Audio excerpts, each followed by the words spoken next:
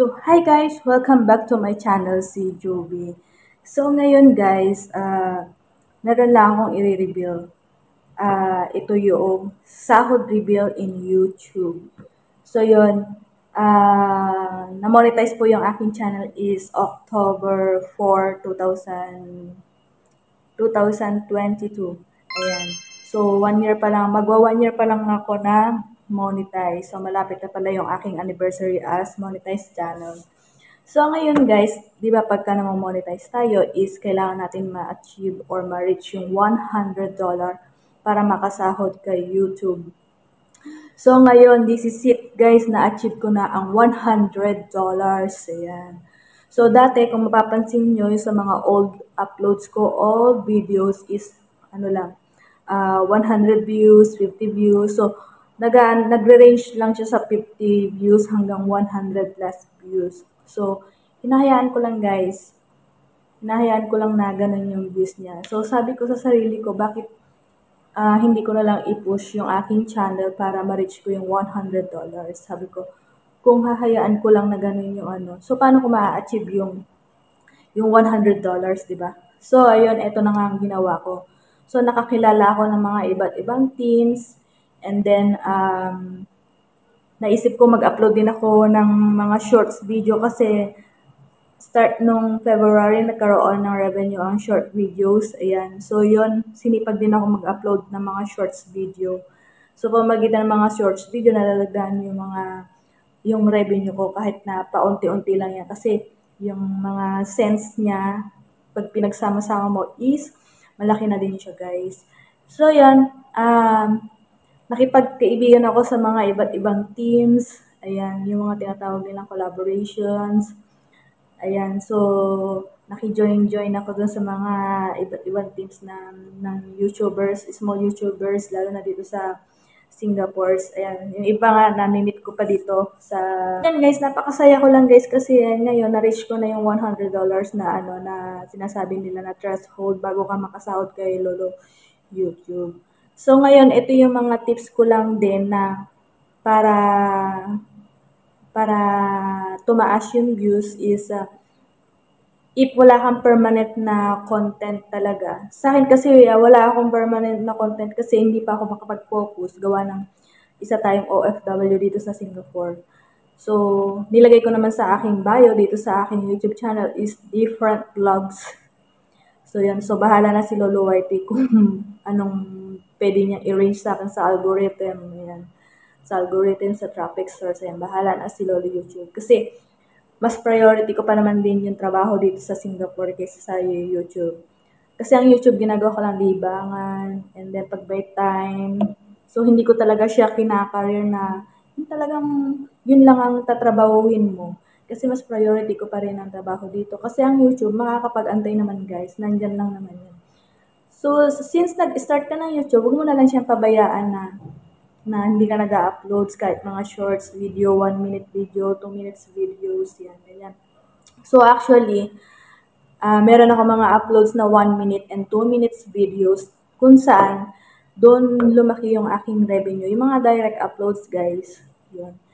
Kasi madalas ako ay nagpe-premiere ng mga 13 minutes, ganyan. So, pag wala akong uploads na 13 minutes pang premiere, is nag-upload ako ng 1 minute or 2 minutes videos. So, yun, after nga nun, by means of pag-upload ko ng mga shorts video, nakakadagdag din siya ng mga revenues. Oh guys, kung makikita nyo dito sa aking channel, meron ako dyan ng mga direct uploads na short clips, yan. Meron siyang mga 1K plus, 2K plus, yan. So, natutuwa na ako doon. Kasi yun nga maka 500 views guys, is masayang-masaya na ako doon sa 500 views. Kasi as a small YouTuber, hindi tayo sikat, hindi tayo famous, hindi tayo katulad ng mga artista o yung talagang lalo na yung mga charity vloggers, ayan. So, OFW tayo dito. Alam ko sa mga OFW is priority nyo pa rin yung pagtatrabaho dito sa abroad. So, yung makikita nyo sa aking mga uploads, meron siya dyan mga 1K, 2K views. Yun. So, sobrang saya ko na dun sa ganung views niya, guys. So, kahit paano is nadadagdagan yung views ko sa mga shorts video. At ang ginawa ko, ito may tips ako sa inyo. At ang ginawa ko guys is nag-subscribe ako ng mga sikat na vlogger. So, by means of pag-subscribe ng mga sikat na vlogger, like ng mga charity vlogger, ayan, makakakuha ka ng mga idea. Makakakuha ka ng mga idea kung paano, ah, kasi minsan ang recommended ni Lolo is yung, siyempre, unang-una maganda yung content mo. Minsan nadadaan din siya sa magandang thumbnail. Sa thumbnail at saka sa description siya guys.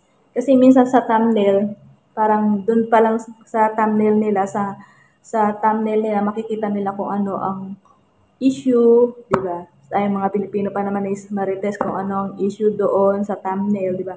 So, sa mga pumupuri ng aking thumbnail, ayan, thank you so much. Marami kasi nagsasabi na sabi nila maganda daw akong gumawa ng thumbnail. Yan. So, thank you so much po sa mga pumupuri ng aking thumbnail. So, yun. Kasi minsan yung thumbnail natin, nakakadala din yan ng, ng recommendation pag kay Lolo YouTube. Ayan. Minsan, nakikita mo sa traffic source, recommended pala yung video mo. Ganyan. Minsan guys, pag tumataas yung views ko, hindi naman ganun kataasan guys. Kasi sa akin yung 500 to 1K views is sobrang taas na yun para sa akin as small YouTuber, as small creator. So yun. Kung wala ka man din permanent na content, is daanin mo na lang sa ganda ng pag-edit, sa thumbnail, sa description, or doon sa title ng content mo. Ayan. So, doon na lang natin gandahan, guys. Para naman yung viewers is, kasi minsan ang viewers, nakatutok lang yan sa video mo, Yung talagang nanonood sa'yo is nakatutok yan sa video mo kung ano yung nilalaman ng content mo, kung ano yung video mo. Kasi minsan, pag pangit ang pagkaka-edit mo, or magalaw yung pagkaka-edit mo, is parang maboboard sila, maihilo, ganyan. Tatama rin silang panoorin yung video mo. Pero kung ang video mo is maganda na nga yung content mo, tapos maganda pa yung pagkaka-edit mo, hindi naman yung super ganda na katulad ng napapanood natin sa mga big creator or big YouTubers. Yung talagang normal na, yung tama lang ba guys? Yung tama lang na nanonood sila, ganyan. Meron kasing ibang viewers na pagka hindi mo siya inedit ng medyo maganda is maboboard sila. So, hindi papasok sa isip nila kung ano yung talagang content mo. So, ngayon, bumalik tayo sa akin threshold. So, ngayon, since ang address ko ay sa Pilipinas, ay hindi ko pa siya winidraw. Gawa ng kailangan ko pa ng bank account na manggagaling sa Pilipinas. So, since nandito ako sa Singapore, is hindi ko muna siya, hinayaan ko muna siya. So, ang ginawa ko na lang ay tinaasan ko na lang ang threshold niya. Ginawa ko siyang $150.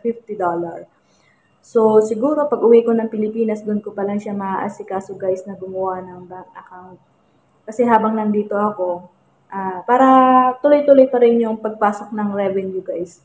Para pag uwi ko ng Pilipinas, in case na makakuha na ako ng bank account o maasikaso ko na yung bank account ko is pwede ko na siyang i-withdraw.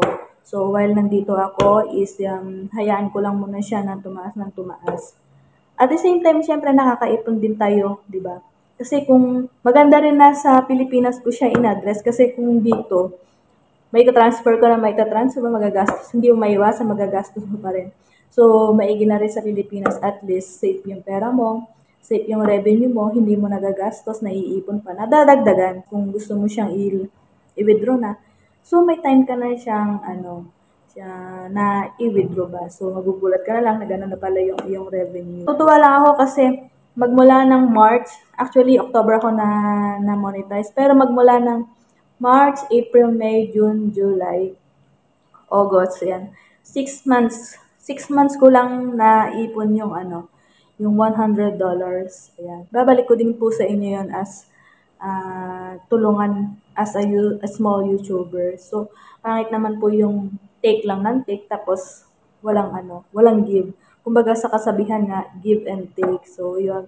Wala naman po kasing ibang tutulong sa ating mga small YouTuber para mapaangat ang ating channel is kundi tayo-tayo lang na merong, yung iba pa nga, meron tayong mga grupo-grupo, di ba? Yung susuportahan natin yung isa't isa. So, ganun na lang po siguro guys, sa mga tumutulong sa aking channel is ibabalik ko na lang po sa inyo kung ano po yung ginawa niyo sa aking channel. So, natutuwa lang ako guys kasi hindi naman tayo sikat, hindi tayo famous. Kahit paano, na-reach ko yung $100 yan. So, ayun, nakakatuwa lang. Ginawan ko siya ng content. Kasi, almost 1 year na rin guys, tayong 1 year na rin tayong YouTuber. Ayan. So, wala pa akong plano kung anong gagawin ko dun sa aking revenue kasi hindi naman siya ganun kalakihan. So, $100 is, hindi ko alam kung magkano sa Philippine peso. Yes, hindi ko alam kung magkano sa Philippine peso yung $100.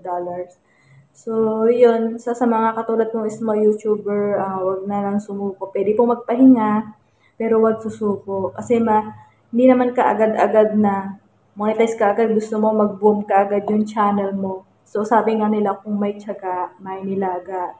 Kung may itinanim, may aanihin. So, tiyaga-tiyaga lang guys. Malay mo dun sa mga hindi mo inaasahang pag-upload ng video is dun pa mag-boom yung channel mo, di ba?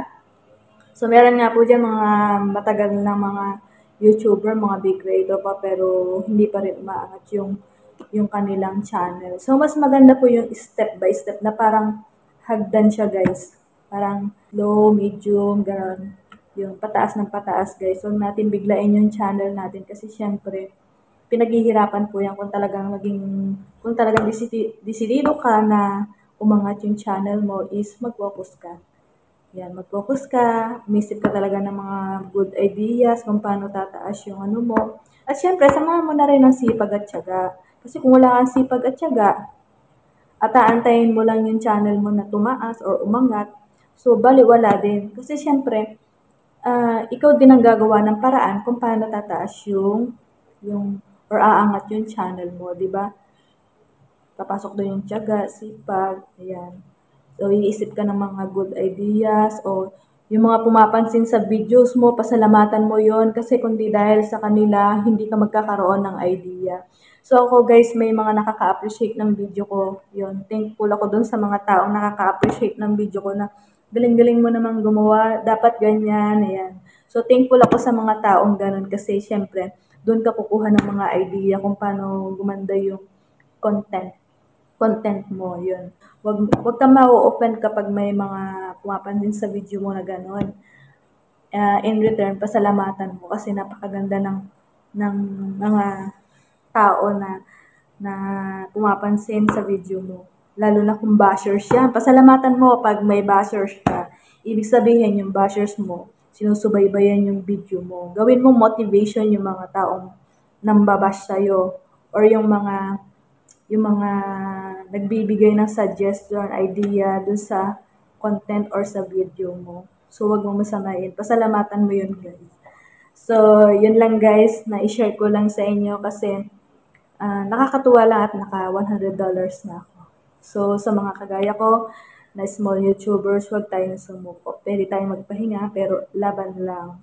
Malay mo, one day, nasa taas ka na. Diba? Yung gusto mong ma-reach is yung talagang basta sipag lang at tiyaga. Malay mo balang araw katulad ka na rin ng mga sikat na content creator or small big YouTubers. So yun lang guys, maraming salamat. See you in my next video guys. Bye!